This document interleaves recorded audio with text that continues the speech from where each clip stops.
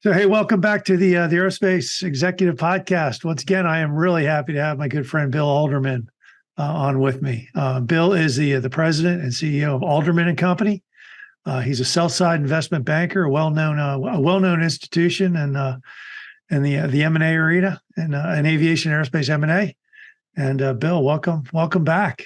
Thanks, Greg. Great to have you. I love being on your podcast and I listen to almost every one. I will admit that I miss a couple because of work and clients, but I try to make every single one and you do a great job. These are great, important podcasts. And I think most people like me in this industry pay attention to what you and your guests have to say. So thanks for inviting me again. Well, thanks for coming on. It's always look, you're like a breath of fresh air. You tell it like it is. And it's all good. You should ask the guys who work for me. They may not say I'm a breath of fresh air. Well, that's a good thing too, but it's all good. So here we are. It's the get ready to be the fourth quarter of 2024. The Fed has driven interest rates up to a level we haven't seen since the early 80s. Since I had hair in my head, Craig. Yeah, no, it's crazy when you start to think about, people trying to buy houses now at 7% and they're freaking out. They've never seen, a lot of people have never seen this type of environment. A number of CEOs in our industry have never seen high interest rates, literally during their entire career, because you started your job after grad school, whatever, you're 26 years old, right? And you are running a company now and you're 46 years old. And in the past 20 years, you've never seen high interest rates. There are people running companies, talented people, men and women, never seen high interest rates. It's new to them. I think about when I bought my house back in 2007. Yeah. I got like a 5.75% 30-year mortgage. And I was jumping for joy. I was like, wow, that's the best mortgage I've seen in a long time. People today are like, you're kidding me. And then, interest rates today are still relatively low based on true historic norm. Right? I know. Young people don't get that. Yeah. And just to show you, I talk about the gray hair. I'm like, I bought a 1-year CD. I put a big number into a 1-year CD paying 5.75%. I'm like, you gotta be kidding. I feel like jackpot. And you're getting equity returns for no risk. It's no risk. And like, wow, what the hell? Where the hell do I get this? So anyway, it's crazy, but a lot of people are telling me that's affecting M&A, and it is deals slowing down a little bit, or what's going on in your world? So, as you know, Craig, although we've done a couple of really big deals lately, we typically deal in what we call the middle market, but others would call the lower middle market. Under $100 million in revenue is our typical client. And not to say they're not being affected by interest rates. They are. If they have borrowings that are variable, those are going up. That hurts. But it's not as big a deal for most of our clients as the cost of labor and actually as getting their hands on labor. Mm-hmm. I mean, it's making headlines right now about unions striking. Those are big companies with big unions that are striking. But that tension between the cost of labor, the availability of labor, and production is flowing through to that $35 million revenue supplier. Mm-hmm. And it's not so much that they're having strikes because they're typically not unionized shops. They're not big enough, but they're getting pressure on wages. And the real way they're seeing it is they can't keep or attract labor. Mm-hmm. That's where we're seeing this activity having an issue on our clients. But to your exact question was, is it affecting M&A? And there's no doubt that although we're actually up and our backlog is up, we're a small firm and that's anecdotal. You can't speak to the market based on just our little firm. Mm-hmm. But and we've been growing by other means as well. We've hired more people and we're growing because we're growing. The market itself has pulled back. We've seen that and we've run statistics that prove it. And clearly interest rates and the cost and availability of labor has had an impact on M&A activity. I don't want to sell my company when I'm having trouble meeting demand. I got more important things to worry about, right? And I can retire in 2 years. Let me just make sure my most important customers are happy with me before I go to market. I mean, it's rational thinking, right? Interest rates are up. My concern is buyers are going to pay less for my company. I think that's overblown. But it is a legitimate concern, and it quite frankly doesn't matter. And this sounds a little silly, but it's been my experience for 30 years. the reality of M&A doesn't really matter nearly as much as the perception. So if I'm a seller and I think buyers may offer me lower prices, I am not going to want to even test the market.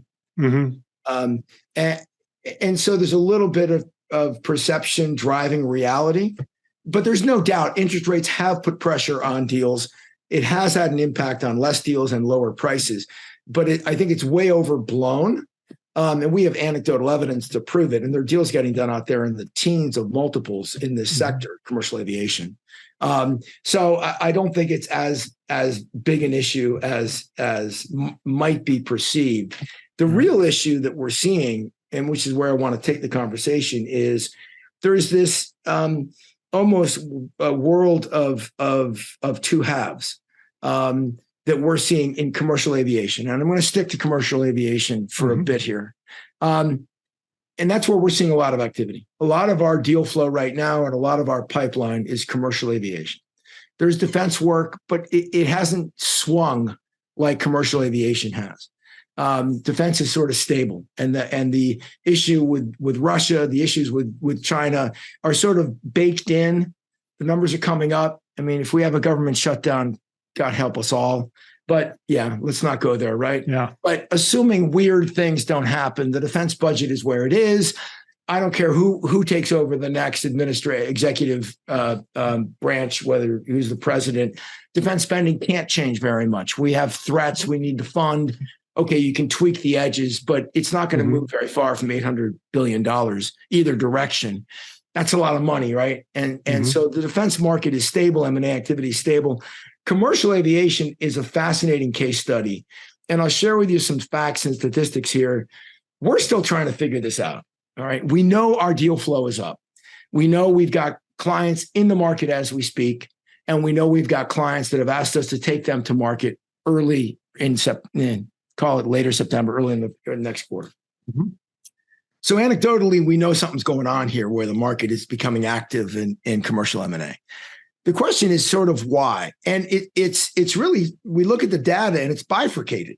So let me throw some stats at you. I'm not going to go crazy because I don't want to bore your audience. Okay. But I want to throw some stats because they're important to us. It's how we run our practice. All right, let's start with the TSA, right? TSA has been running good stats ever since the pandemic hit. And it's great information. It's tsa.gov, and it's available in the public domain. All right, so we got to be a little careful with statistics. Labor Day was the 4th of September this year. And the comparison period I want to do here is August 31st, end of the month. It's the most recent month end we got, right? Today is September 8th. August 31st, throughput TSA data was 2.6 million folks. To be exact, 2.599. Okay? Pre-pandemic, 2019, that day, right, the 31st of August, was 2,109,000 and change. 2.1. Wow. Okay? It's roughly a 23% increase. Now, we just got to be clear about our statistics because I really don't like it when people mess with statistics. Just to be clear, right? You got to impact Labor Day in there, and people travel right at the beginning and end of Labor Day. It can skew the numbers. And so just full disclosure, September 4th, 4 days later, was Labor Day this year. And September 2nd, 2 days later, was Labor Day in 2019. I think those don't really matter a whole lot, but it doesn't matter. People have the data. They can do what they want with it. Regardless, traffic's up 23%. Okay. And if you look at the day before, the 30th, traffic was up 6%, and the day after, traffic was up 24%, and the day after that, traffic is up 19%. So, I mean, it's up. All right. Whether you like 20% or 23% or you want to adjust it for Labor Day, I don't care what you want to do with the stat. Good luck convincing me it's not up. Okay. It's up. It's up. It's up from the pandemic when it was really, really, really down. Right. Okay.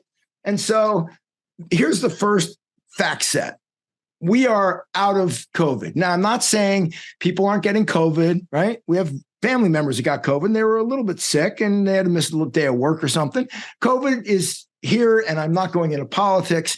COVID is here. It's not gone forever, but we are done with shutdowns like we had to deal with in 2020. Okay. Right. And this is not going to politics because I don't like that crap. I like facts. we're out of the pandemic from a traffic on airplanes perspective. Okay. Mm-hmm. Period. Full stop. Now, here's what that means. All right. Numbers, fact set. Delta. Okay. These numbers blow me away. Delta for the quarter, right? It reported last quarter, which was the latest was June, $15.6 billion for the quarter of revenue, right? Right. They made a profit of $2.5 billion for the 3 months. Operating income. Okay. Right. Operating, no accounting games, no nonsense. $2.5 billion is theirs to keep. Thank you very much. Have a nice day. Okay.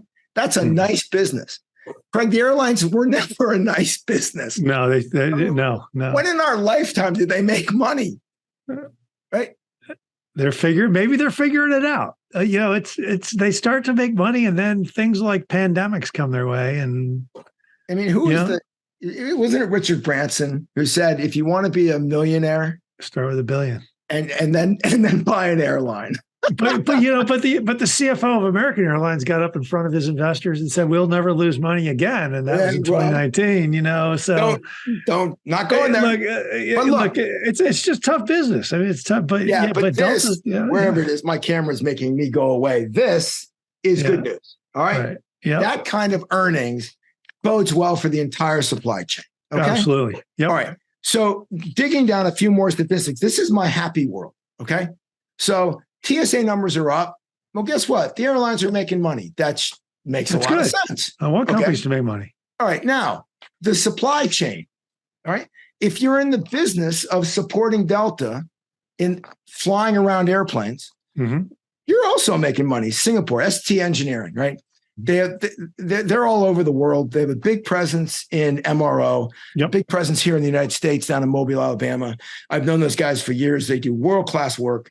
Quote, the commercial, this is their quarterly report. This was published August 11th. The commercial aerospace segment saw 32% year-over-year revenue increase to $1.9 billion. Okay? So Singapore is saying, well, you may have 16% increase, Delta, and the TSA may have a 23% increase, but we had a 32% increase. Okay? Yeah. I mean, okay. AAR, another supply chain provider in commercial aviation, right? Fourth quarter sales, and they have unique quarters. June is their fourth quarter, up 16% year over year. Okay? All right. Yep. So there, I mean, this isn't rocket science. I'm not telling a lot of your audience members sort of what they don't know, but I'm about to go into the bad news. Okay. Yep.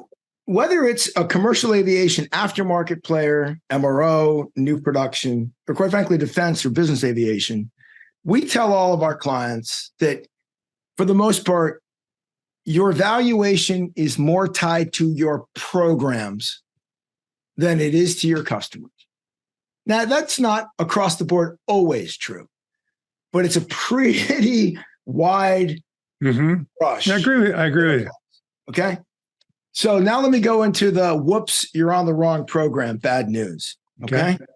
So Delta's doing great. Delta's suppliers are doing great. The MRO players are doing great. Airbus is doing great. Okay. You could argue it could be doing better, but Airbus for the quarter ended June, and they do half year numbers. So I can't really give you quarter numbers. What they publish are half year numbers for the period ended June 30th. So they had 27, and these are euros, 27 billion euros, up from 24 billion the period before. And they had 1.5 billion euros of profit. Okay. It pales in comparison, I guess, to Delta, but hey, you're still making over 1.4 billion euros. Not too bad. So there's the good news. You're TSA related, you're airline related, you're a supplier to the airlines, you're Airbus, you're an Airbus supplier. Everybody's making money. Pandemic's over. Nice day. Well, not quite. So let's talk about our Boeing supply chain friends. Okay. I had lunch yesterday, anecdotally, with a gentleman, been making parts in the Boeing supply chain world for years. And he's beside himself at what's going on in the supply chain. Okay. So Boeing airplanes, quarterly financial statements in my hand. Mhm. The commercial airplane group, division, whatever, department of Boeing lost $383 million ended June. Yep. Boeing Defense, which we're not talking about, but just for giggles here, lost $500 million for the period. Okay. Let's talk about Boeing supply chain. Spirit lost $120 million for the quarter.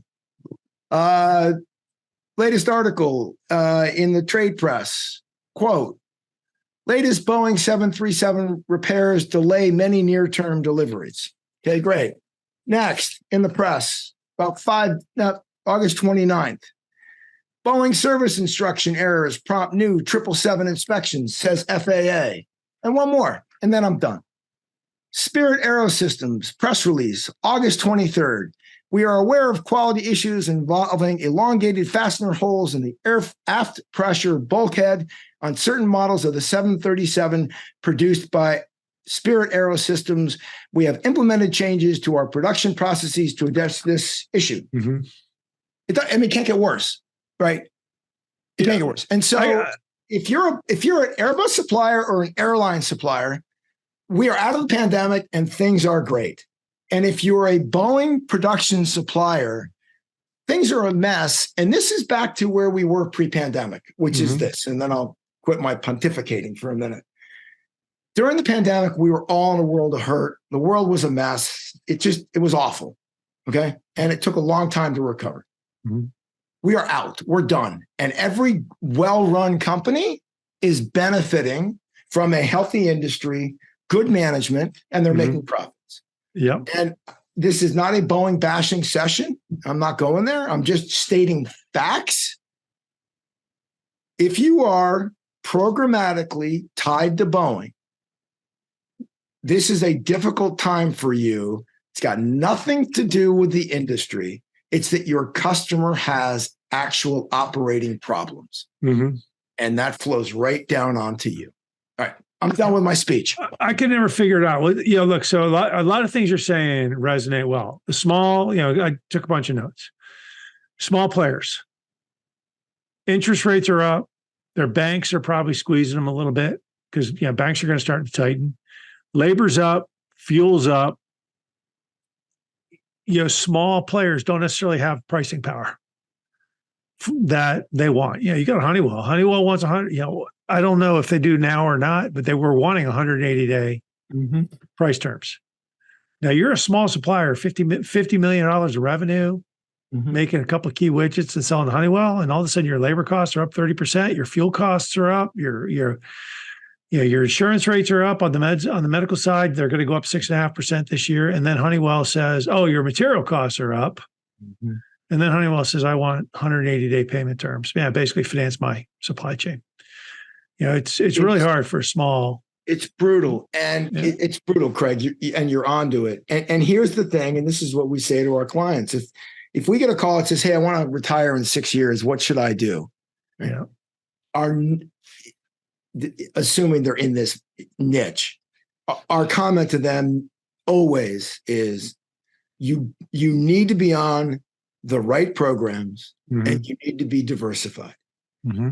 And, there was a time when Boeing was the best of the best, and you didn't want to be on Douglas, or you didn't want to be on remember the TriStar, the Lockheed TriStar? Oh yeah, of course. Yeah. Which was engineering wise, from great airplane I've spoken to, the better airplane, right? There was the tri-motor DC-10. Yep. We're sounding old here, Craig, but it's an important case study. The tri-motor DC-10 and the tri-motor Lockheed TriStar L-1011, right? Yeah. Everybody I've spoken to, like for real engineering pilot types, that L-1011 was a better airplane. That was, I believe, the first airplane to be allowed to go Cat 3C00. I believe that's the history. Okay. The first commercial airliner to go 00 with commercial traffic. But the engines, it had the what was it? The CF 680C. Was it the ADC2 or the CF650s? Or the Rolls? No, it was the Rolls. The Rolls had the Rolls engines. I'm sorry, right? The Rolls, yeah. And the DC10, the DC10, and the CF6s. Yeah, and it was the Rolls motor was overweight. That's what it was. RB211s. Exactly, and it took the entire program down, right? And so if you were a supplier on the L-1011, whatever you put in, you lost. Yep. And the inferior aircraft, the DC-10, took off and was a wild success until the tri-motor was no longer an effective aircraft. Yep. The point I'm making is you never really know. Okay. If you'd asked me 20 years ago, is Airbus going to be engineering wise, production wise, operation wise, dramatically superior than Boeing at some point? I'd say that's not going to happen. They're just going to compete. No. Right? Today, right, Boeing really has problems. Okay. Yep. If you were sole source Boeing, you are in a world of hurt. Right.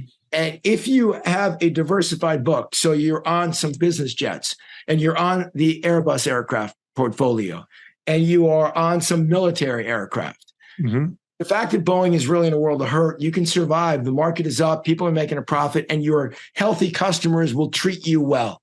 Yep. If you are solely in that supply chain, and I don't blame Honeywell, if Honeywell is desperate because the piece of its business that is Boeing related is getting destroyed, right? It's got no choice but to try and salvage that business by beating up on its supply chain. It's a death spiral for everybody. Yeah, and this comes down to obviously you're an investment banker. I'm in the people business, and like I just got to be. You're a nice guy. You're a nice guy, and I'm not. I got a business degree from Texas Tech. And my GPA. My kids laugh at my GPA when they hear it. So I'm not going to stand up in the ranks of the smart guys. But I see the intelligence. I mean, I talk to people at Boeing all the time. I'm like, damn, these are smart people. I talk to people at Spirit all the time. Damn, they're smart. And UTC, they're Raytheon now. And, I talked to a lady from L3 the other day, yesterday, and I'm like, wow, really smart people. But for some reason, Boeing has been organized as Spirit. Yep. They've been organizationally unable to execute for more than a decade.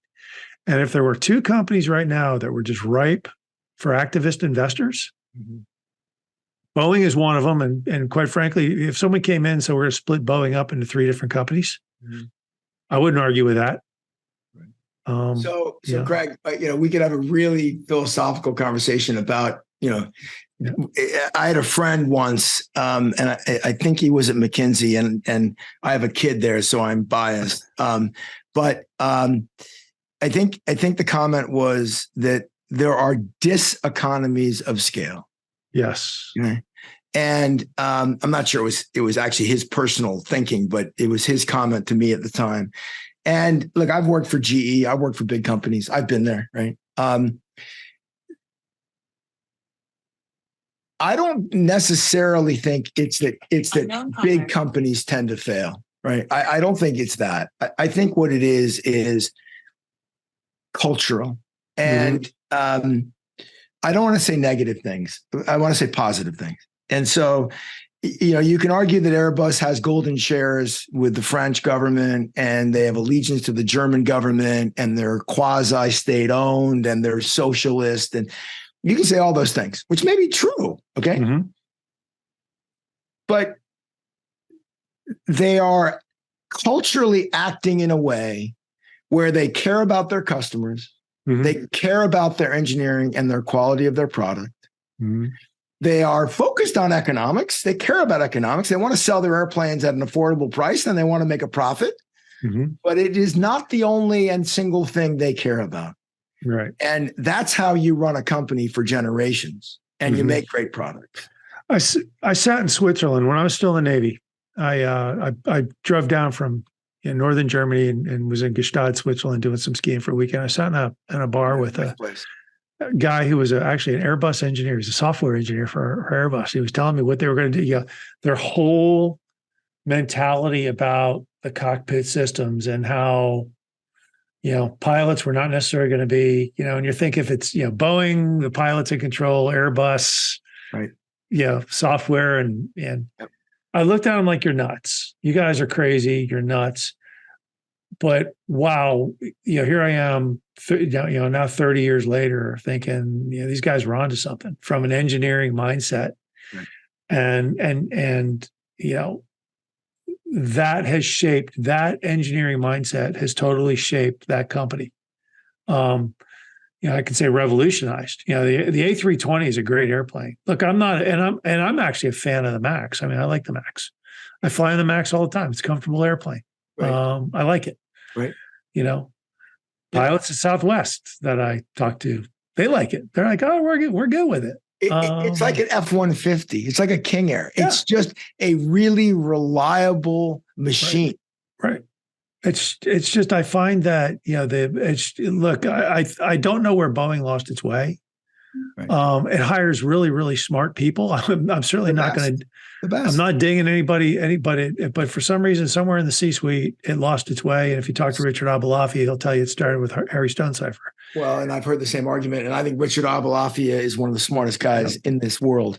Look, and again, I don't want to bash Boeing. No. We're gonna. I want to speak to your audience and my audience, and if you're in the Boeing supply chain, right? I'm empathetic, right? Because this is the hard place to be right now. Right? Yeah, and I'm not disagreeing, but go back to MRO. Yeah, you're saying the MRO segment. Yeah, it's really good. I did a podcast last week with Sam Hammoud.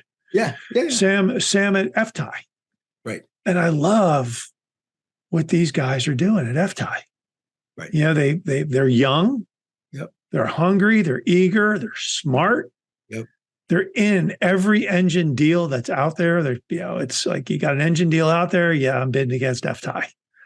They got, and they're figuring out how to make money, and I love it. And the supply chain needs motors right now. The supply chain needs motors. You can't have your revenue up 16% and not have a supply of motors. Yeah, right.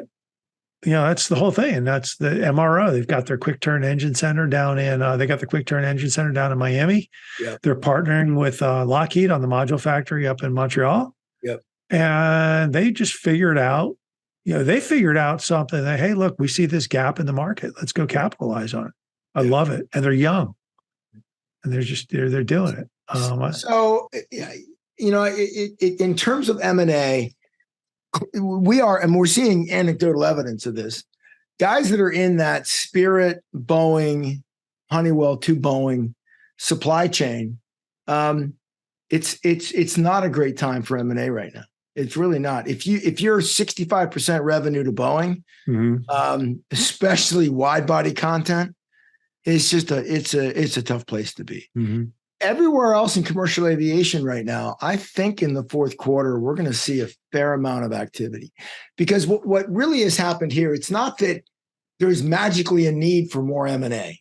Mm-hmm. That's just not where we are in the world. Where we are in the world is that and in part, industries mature and consolidate, right? And aviation is a 100-year-old industry, but it's already pretty consolidated. And there's nothing unique about 2023 in terms of the evolution of aviation, okay? Mm-hmm. What there is unique in 2023 is that we just came out of a 100-year pandemic, right? We don't do this very often, right? And really no one alive, I mean, I guess there are people technically alive that remember the last pandemic in 1917, right? 100 and more years ago. But for the most part, none of us have been through this before. The modern world has never been through this before. And we just got out of this crazy thing, right? And so what really happened was that and a lot of our clientele are people who retire, founded the business, don't have a kid in the business, want to retire. Yep. And so what there really is there's pent up demand. That's all. It's like, why did so many people get on airplanes right after the pandemic sort of ended? Because they were sick and tired of not traveling, right? Okay. And so eventually that growth rate of like 40% coming out of the pandemic is going to stabilize and just stay at a normal level, right?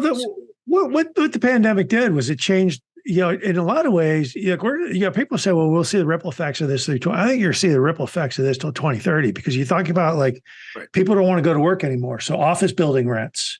Yes. So now the big thing everybody's looking at now is middle market banks and saying, wait a minute, how much bad real estate or potentially bad real estate is on your books? And once again, it's the work from home or hybrid workforce or people downsizing offices creating a big glut. Yep. It's the fact that people are now sort of, hey, look, it's not necessarily the business traveler anymore, but it's the person, telecommuting, and they want to jump on. They want to go work from, they want to go work from Indianapolis this week, so they're jumping on an airplane. Greg, it's crazy. Our firm is remote. Okay. Yep. We're completely remote. Yeah. One of my associates the other day, I'm like, where are you? He goes, I'm in New Orleans. I'm like, how is it? He goes, it's really nice. I like being here. I'm like, how long are you going to be there for? He goes, I think 4 or 5 days. Look, as long as he's working, I don't care where he is, right? I hear and you. so and not everybody wants this, but for some people, this working remote thing, they love it. For some people, right? I agree with you. It's changing the world a fair amount. But to my comment about M&A, what happened was that 65-year-old person that wanted to retire in 2020 is like, well, my business has dropped by 70%. I don't think I'm going to sell my business right now. So it was the person that was going to retire in 20, 21, and 22 that literally there's 3 years worth of M&A that didn't take place. Right. And so, and our statistics are there's roughly in our market about 400 deals a year. That's all of aerospace and defense. Okay. All of it. And that's not entirely our core market. That's all of A&D. We track about 400 deals a year. That's about over a 20-year period of time. It's pretty consistent. Yep. Obviously, during pandemics, the numbers change, right?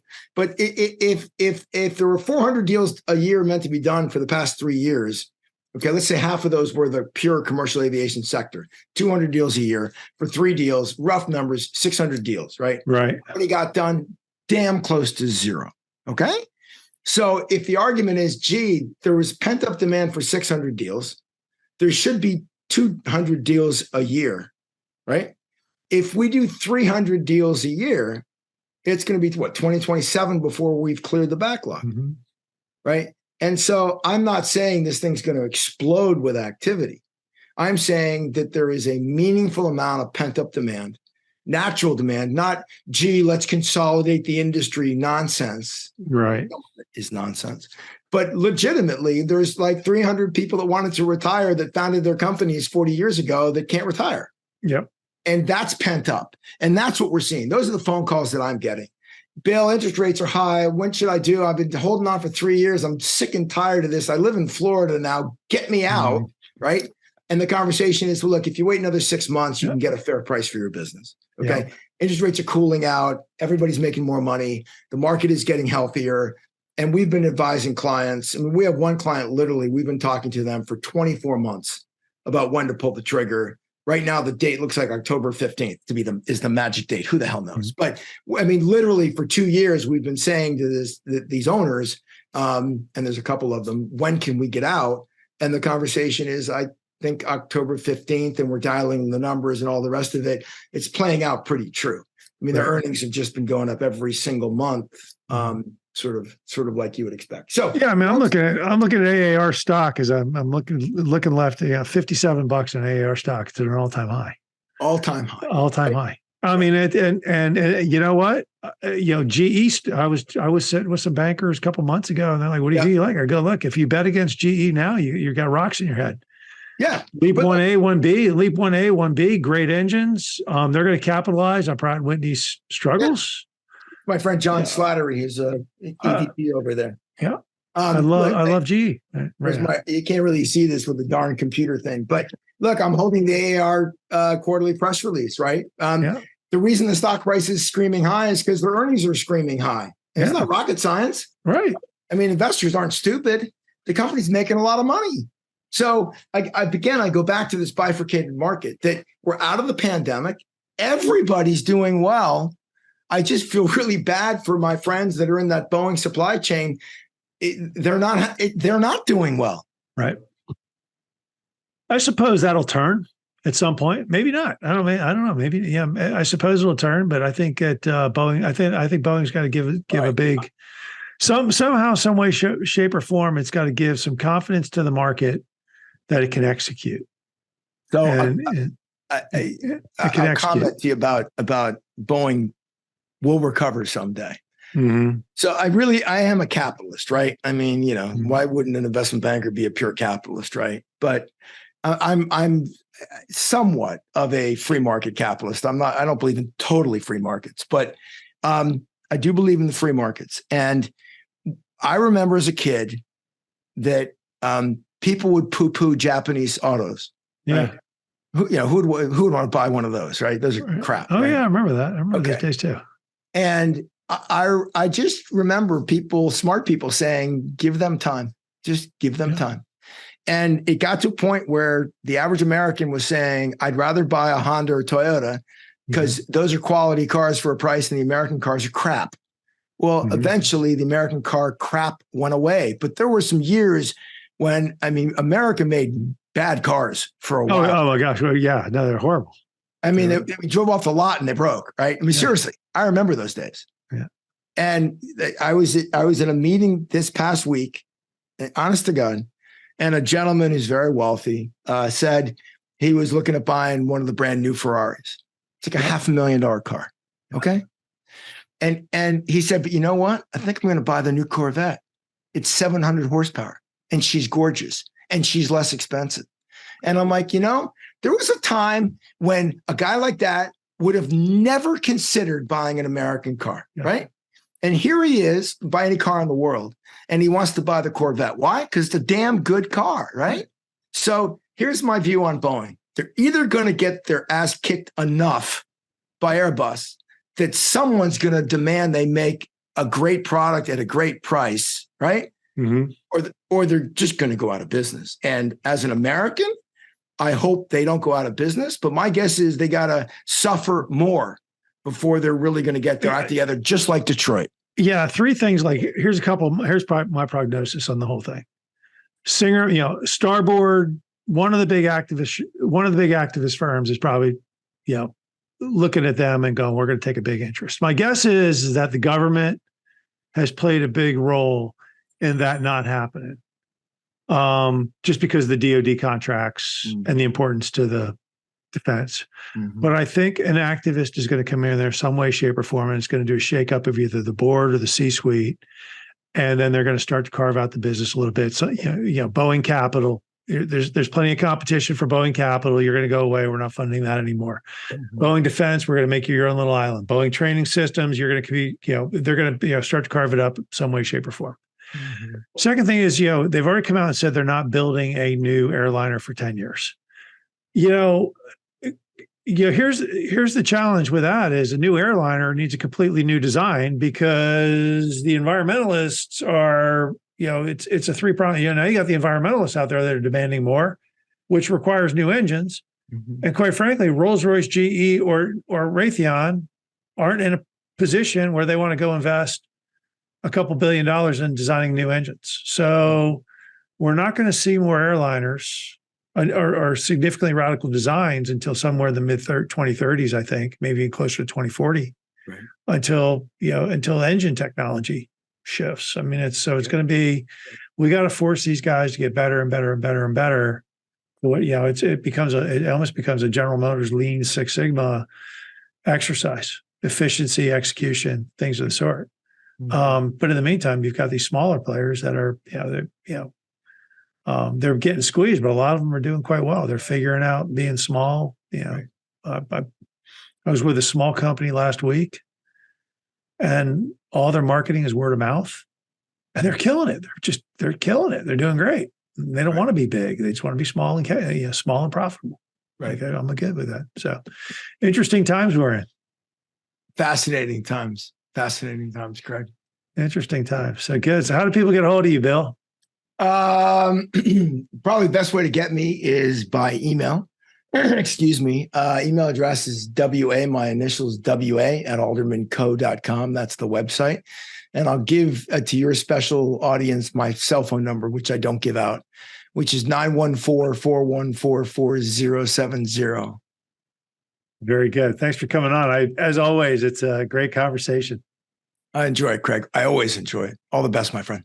Thanks, Bill. I hope you enjoyed the latest edition of the Aerospace Executive Podcast. You can reach out to me directly, Craig at NorthstarESG.com, or check us out at www.northstaresg.com. You can subscribe to this podcast on iTunes, Stitcher, Podbean, or on YouTube. Just do a search for Aerospace Executive Podcast. Thanks again. I'm Craig Pittman.